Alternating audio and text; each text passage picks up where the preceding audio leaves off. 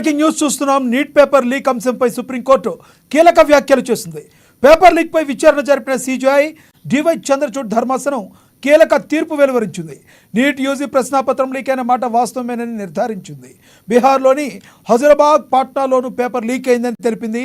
150 మంది విద్యార్థులు neat paper లీక్తో లబ్ధి పొందారని సిజేఐ బెంచ్ వెల్లడించింది.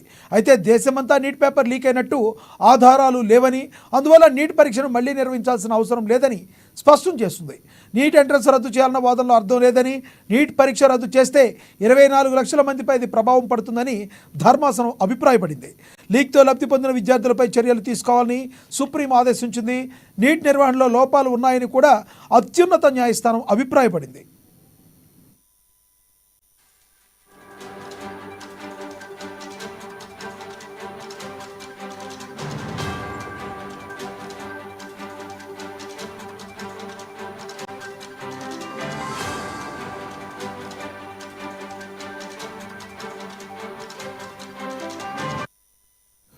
నీట్ పేపర్ లీక్ అంశంపై సుప్రీంకోర్టు కీలక వ్యాఖ్యలు చేస్తుంది.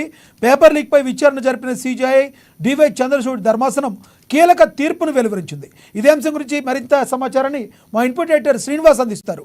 శ్రీనివాస్, చెప్పండి, సుప్రీం ఇచ్చిన ఈ తీర్పును ఎలా చూడాలి?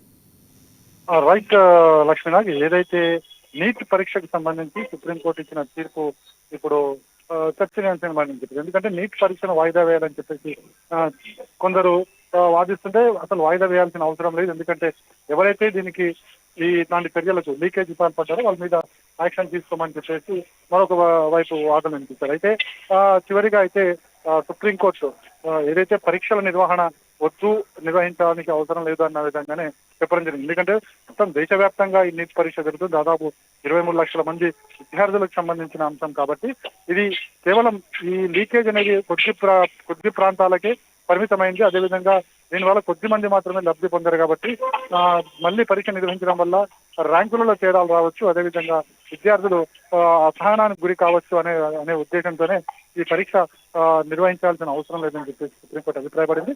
కానీ ఏదైతే సిబిఐ జరిపిన దర్యాప్తులో ఎవరైతే దీనికి సంబంధించి అధికారులు నిందితులుగా తేరారో వారి మీద యాక్షన్ తీసుకోమని చెప్పడం జరిగింది. మొత్తానికైతే సుప్రీంకోర్టు ఇచ్చిన తీర్పు ఒక విధంగా అధికారులకి యాక్షన్ మొదలైందని చెప్పొచ్చు. ఇక పరీక్షకు సంబంధించి ఏ విధంగా ఉండబోతుంది అంటే నీట్ ఫలితాల తర్వాత కౌన్సిలింగ్ ఏ విధంగా ఉండబోతుంది, డైరెక్షన్స్ ఏమైనా ఇస్తుందా లేదా, లేకపోతే ఎవరైతే ఈ ర్యాంకులకు సంబంధించి అవకతవకలు కూడా వాళ్ళ మీద అంటే విద్యార్థులు ఎవరికైతే వచ్చినాయో వాళ్ళకి ఏమన్నా వాళ్ళ మీద యాక్షన్ ఉంటుందనేది కూడా చూడాలి. Thank you Srinivas.